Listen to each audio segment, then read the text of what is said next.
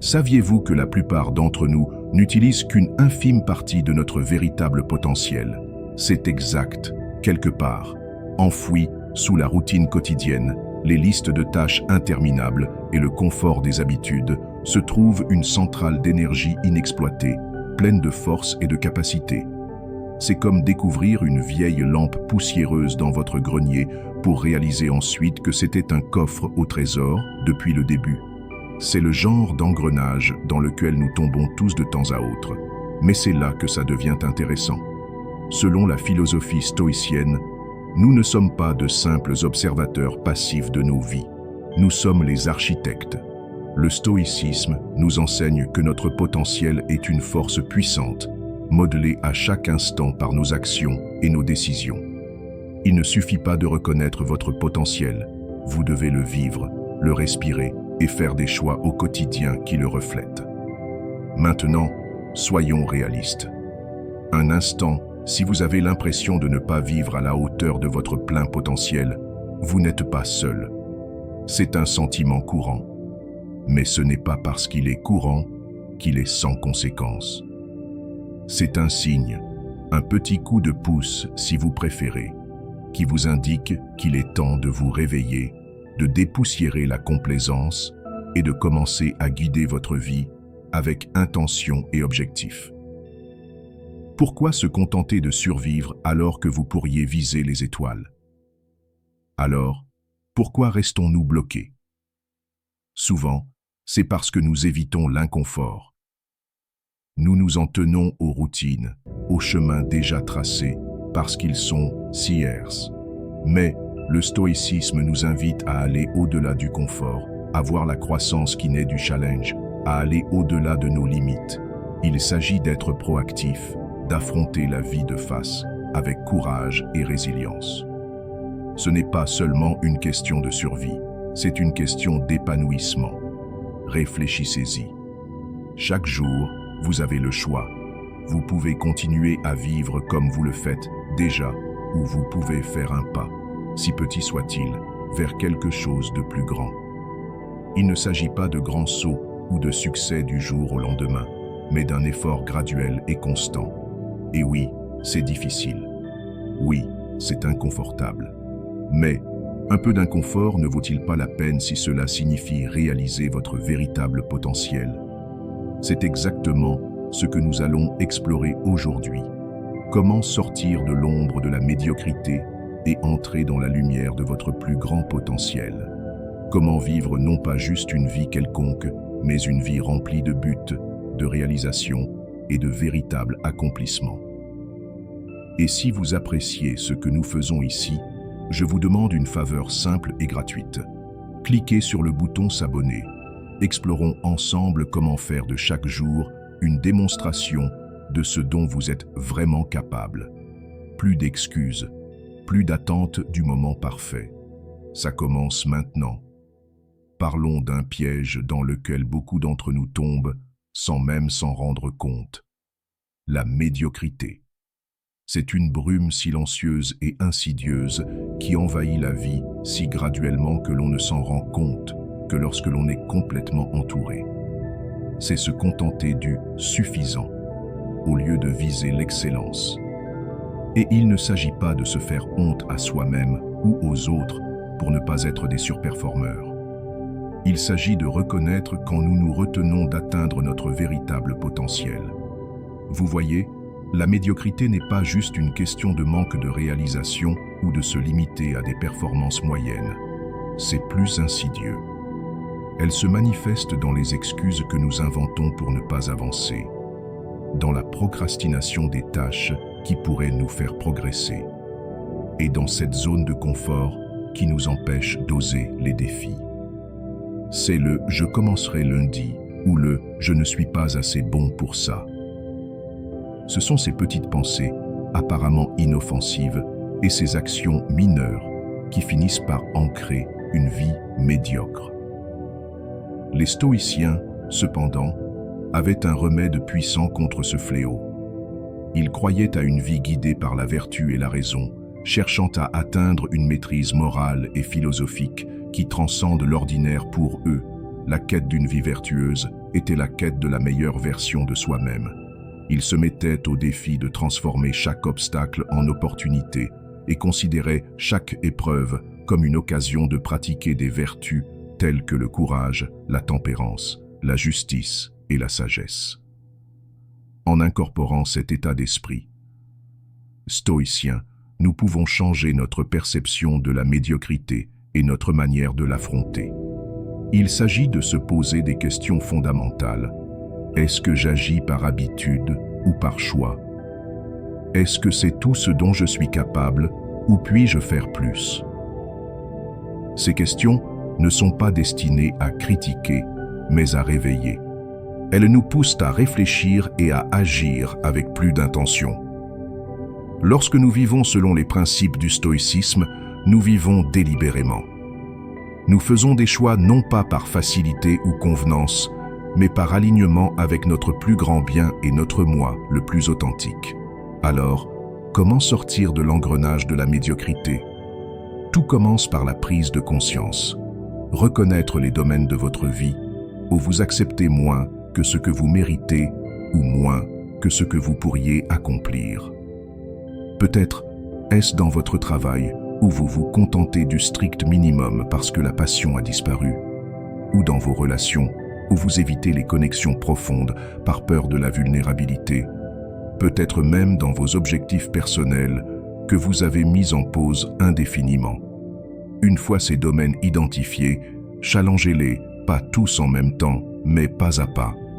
Fixez-vous des objectifs qui vous font peur, un peu. Contactez quelqu'un qui vous inspire. Entreprenez un projet qui vous oblige à apprendre et à grandir. L'essentiel, c'est l'effort régulier et progressif. Et oui, il y aura des échecs et des obstacles. Mais rappelez-vous, comme l'enseignent les stoïciens, ce n'est pas les événements qui nous troublent, mais notre jugement sur ces événements. Chaque obstacle est une occasion d'apprendre, de s'adapter et d'essayer à nouveau avec une meilleure compréhension et une volonté renforcée. Et n'oublions pas l'importance de l'entourage. Tout comme la médiocrité peut être contagieuse, l'ambition et la croissance le sont aussi. Entourez-vous de personnes qui vous défient, qui vous encouragent, qui vous aident à vous élever. La communauté est un puissant catalyseur de transformation. Dans un groupe où l'excellence est encouragée, il vous sera difficile de ne pas progresser. Nous avons tous cette voix dans notre tête, celle qui murmure des doutes et alimente nos peurs. C'est comme un compagnon constant dont le passe-temps favori est de nous décourager de pourchasser nos rêves et d'aspirations. Mais voici la vérité. Cette voix, votre critique intérieure, ne doit pas déterminer votre vie. Il est temps de reprendre le contrôle. Les stoïciens avaient une approche fascinante pour faire face à ce dialogue intérieur qui nous freine. Ils nous enseignaient à ne pas nous laisser troubler par nos pensées, car elles ne sont pas la réalité de ce que nous sommes. Elles ne sont que des impressions passagères.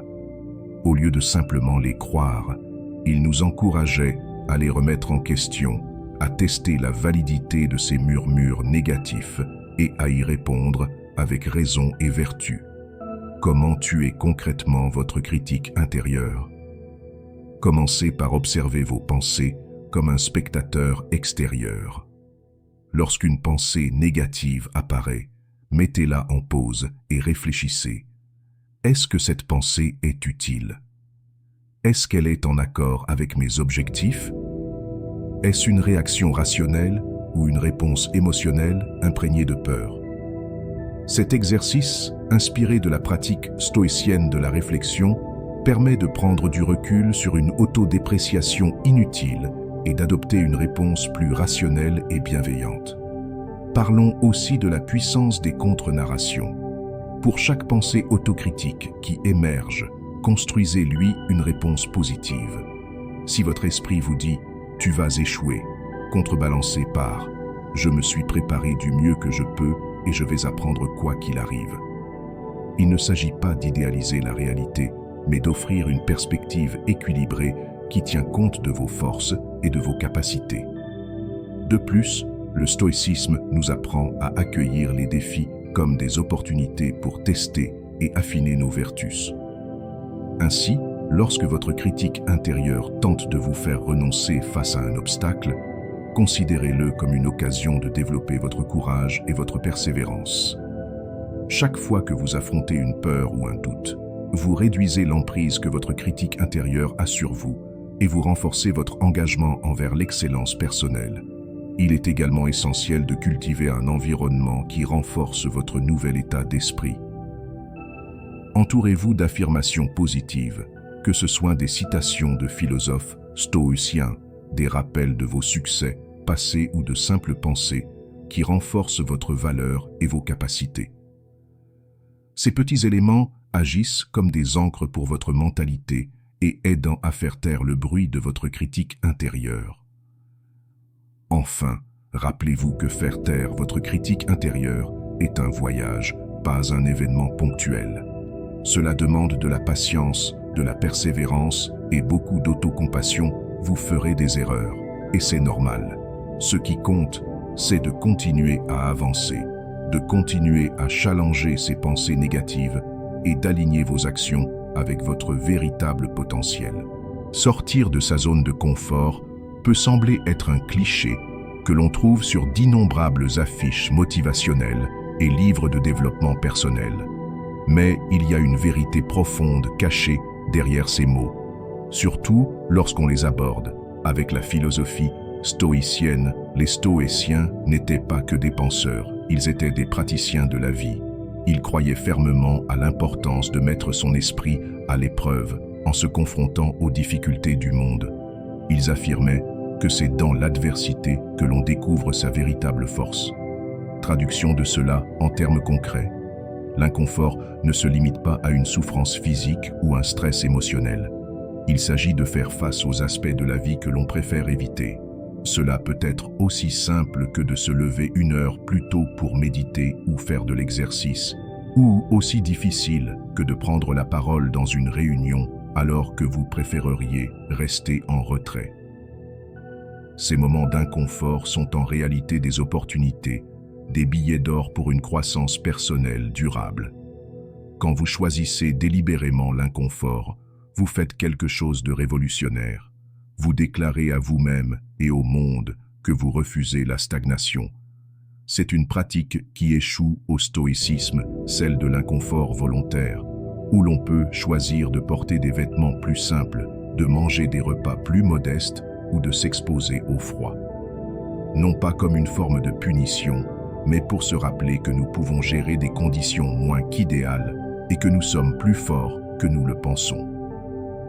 L'avantage d'adopter l'inconfort de manière contrôlée est qu'il nous prépare aux difficultés imprévues de la vie. Pensez-y. Si vous prenez l'habitude de sortir de votre zone de confort par petites doses, vous renforcez une résilience semblable à un muscle. Ainsi, lorsque la vie vous confronte à un véritable défi, une perte d'emploi, un problème de santé, un obstacle personnel, vous êtes mieux armé pour y faire face. Vous ne serez pas facilement abattu par les difficultés, car vous aurez déjà pratiqué l'art de vous relever, encore et encore. De plus, le stoïcisme enseigne que notre caractère ne se forme pas uniquement par nos pensées, mais par nos actions répétées. Chaque fois que vous choisissez d'affronter l'inconfort, vous sculptez une version de vous-même un peu plus forte, un peu plus courageuse, un peu plus sage. Et au fil du temps, ces qualités s'accumulent, créant une personne qui non seulement survit aux épreuves, mais s'épanouit à travers elles. Pour intégrer cette pratique dans votre vie, commencez petit. Identifiez une chose que vous avez tendance à éviter parce qu'elle est inconfortable ou difficile. Fixez-vous comme objectif de l'affronter cette semaine. Peut-être s'agit-il d'engager une conversation difficile que vous reportez depuis longtemps, ou de vous engager dans une prise de parole en public malgré votre peur des foules. Observez la résistance qui émerge en vous, les excuses que vous vous donnez, et rappelez-vous doucement que vous êtes capable de gérer cela. Pendant ce processus, il est essentiel de garder un état d'esprit curieux et sans jugement. Observez ce que vous ressentez avant, pendant et après l'expérience. Qu'avez-vous appris? Votre perception du défi a-t-elle changé? Votre perception de vous-même a-t-elle évolué? Ces réflexions sont inestimables, car elles vous aident à consolider les leçons que chaque expérience d'inconfort peut vous apprendre. Rappelez-vous, accepter l'inconfort ne signifie pas se tourmenter ou chercher à souffrir pour souffrir. Il s'agit d'élargir vos limites, une étape à la fois, d'une manière qui enrichit votre vie et renforce votre caractère. C'est vivre selon les principes stoïciens qui valorisent la croissance et la résilience plutôt que le confort et la facilité. Cette approche non seulement vous prépare aux défis de la vie, mais transforme ces défis en des expériences qui forment une existence plus forte, plus vertueuse et plus accomplie. L'un des outils les plus puissants pour votre développement personnel est la responsabilité. C'est comme avoir un partenaire d'entraînement pour vos objectifs. Vous savez, cette sensation que lorsque quelqu'un compte sur vous, vous êtes beaucoup moins susceptible de reporter une tâche ou d'abandonner.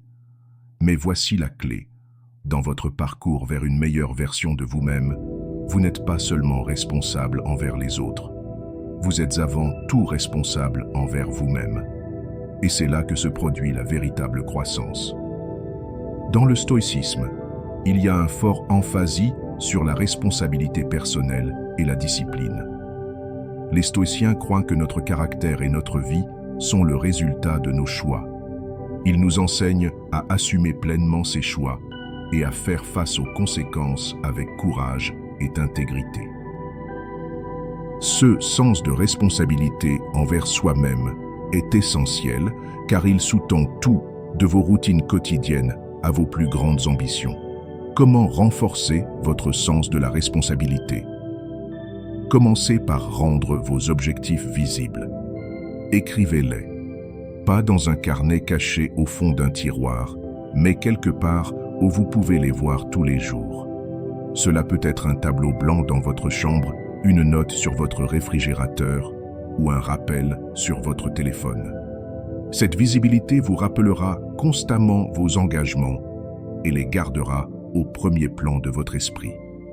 Ensuite, intégrez des revues régulières de vos progrès. Prenez un moment chaque semaine pour faire le point. Qu'ai-je accompli? Où ai-je échoué? Que puis-je faire différemment? Ces moments de réflexion ne sont pas faits pour vous critiquer, mais pour vous offrir une évaluation honnête et constructive, une pratique chère aux stoïciens qui mettaient l'auto-examen au cœur de leur philosophie. Partager vos objectifs avec quelqu'un d'autre peut également renforcer votre engagement. Choisissez un ami, un membre de votre famille ou un mentor, quelqu'un qui non seulement vous encouragera, mais qui saura aussi vous rappeler à l'ordre si vous déviez de votre chemin. Cette responsabilité externe peut être une source de motivation puissante. En créant un engagement social, vous sentez une certaine obligation non seulement envers cette personne, mais surtout envers vous-même.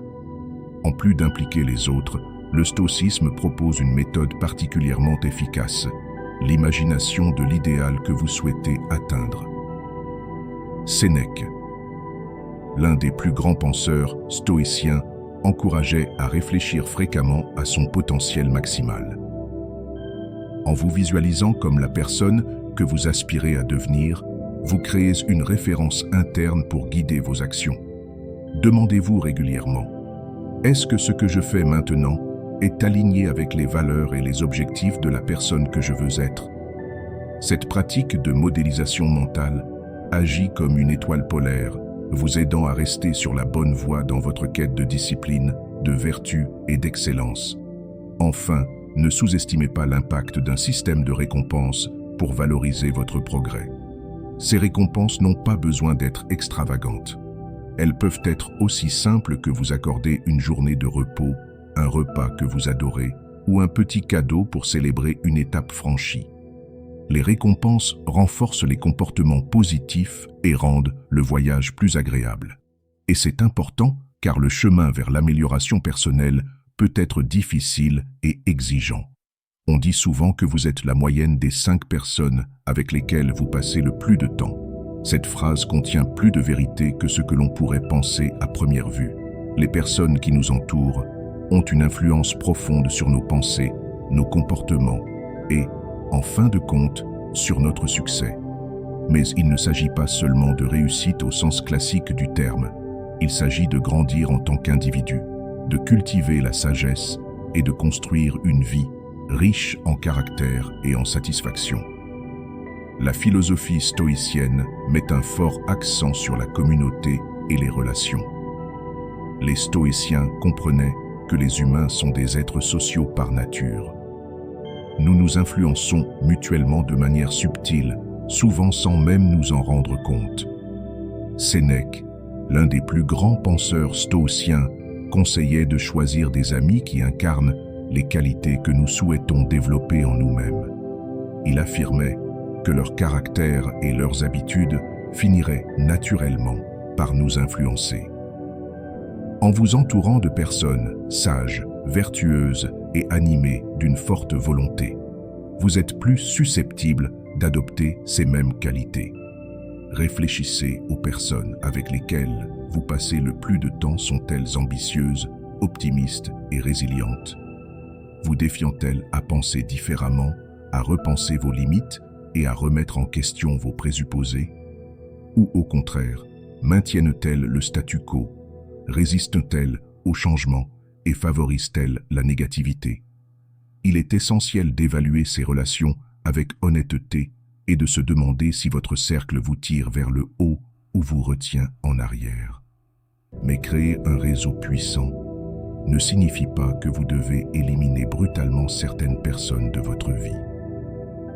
Au lieu de cela, il s'agit de prendre des décisions conscientes pour passer plus de temps avec ceux qui vous inspirent et vous poussent à vous améliorer.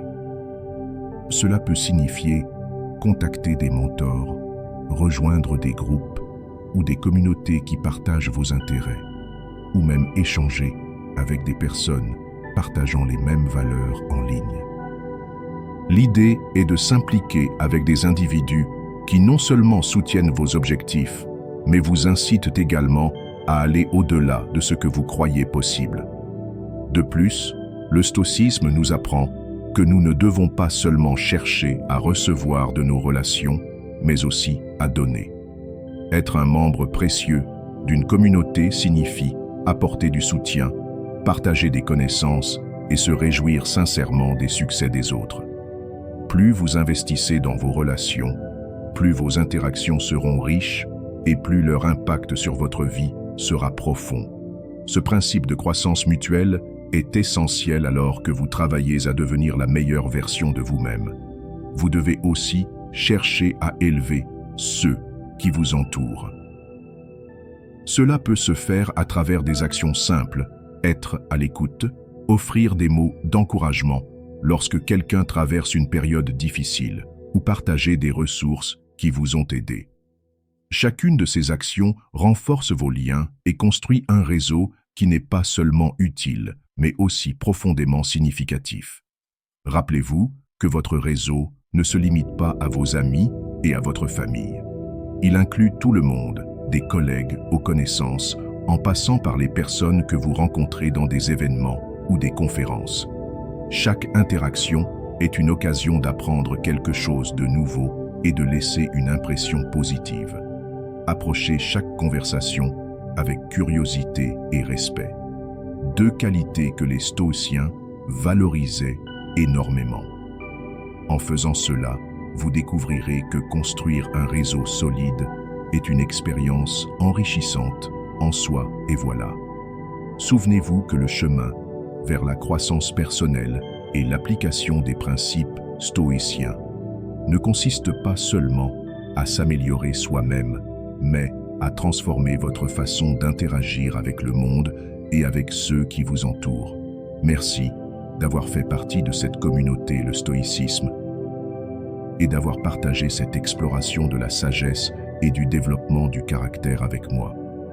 Si cette vidéo vous a apporté un éclairage, regardez la vidéo recommandée sur l'écran pour poursuivre votre voyage et approfondir votre compréhension du stoïcisme. Chaque pas que vous faites est un pas de plus vers une vie plus résiliente et plus vertueuse. Continuez à avancer et grandissons ensemble.